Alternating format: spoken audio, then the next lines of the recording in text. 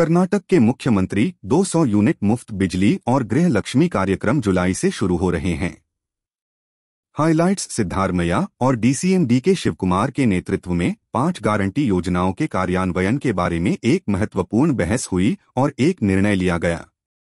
कर्नाटक के मुख्यमंत्री सिद्धारमैया और डीसीएम डीके शिवकुमार की अध्यक्षता में 5 आश्वासन पहलों के कार्यान्वयन पर एक महत्वपूर्ण बहस हुई और एक निर्णय लिया गया।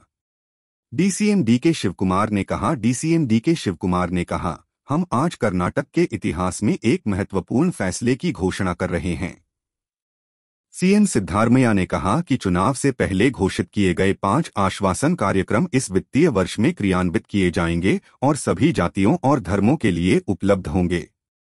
डीके शिवकुमार, सीएम और डीसीएम ने शुक्रवार को सबसे महत्वपूर्ण कैबिनेट बैठक के बाद एक संवाददाता सम्मेलन को संबोधित किया। विधान सौदा सभाकक्ष में 5 गारंटीड योजना का क्रियान्वयन कार्यक्रम के दौरान कैबिनेट मंत्री मौजूद थे।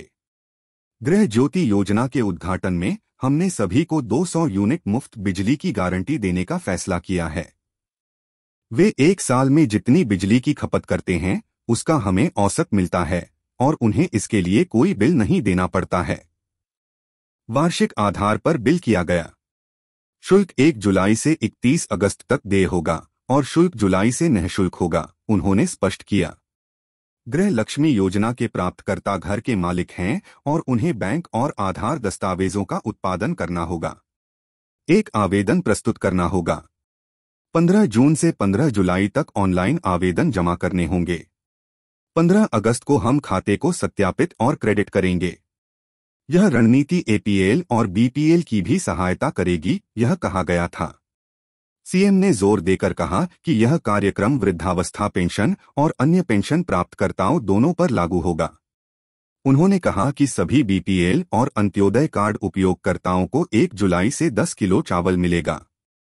सीएम के मुताबिक हमारे पास फिलहाल इतना स्टॉक नहीं है कि हम सभी को 10 किलो तक पहुंचा सकें। 11 जून से शक्ति योजना के तहत महिलाओं और छात्रों के लिए मुफ्त बस यात्रा लागू की जाएगी। कर्नाटक के भीतर यात्रा की अनुमति है।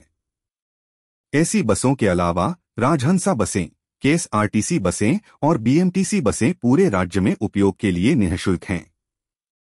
सीएम ने कहा कि बेंगलुरु से तिरुपति या राज्य के बाहर यात्रा संभव नहीं है। उन्होंने कहा कि केएसआरटीसी बसों में पुरुषों को 50% आरक्षण की अनुमति थी, लेकिन बीएमटीसी बसों के मामले में ऐसा नहीं था। उन्होंने कहा कि युवा निधि योजना के तहत 2022 से 2023 में स्नातक करने वाले सभी बेरोजगार स्नातकों को 24 महीने के लिए 3,000 रुपये और डिप्लोमा धारकों को 1,500 रुपये का बेरोजगारी भुगतान किया जाएगा। क्या प्रधानमंत्री नरेंद्र मोदी ने सबके खाते में जमा किए 15 लाख रुपए? क्या अच्छे दिन आ गए हैं? क्या किसानों की आय दोगुनी से अधिक हो गई है? क्या उन्होंने 2 करोड़ लोगों को काम दिया? सीएम ने भाजपा की आलोचना पर प्रतिक्रिया देते हुए कहा, हमने यह किया है और करेंगे।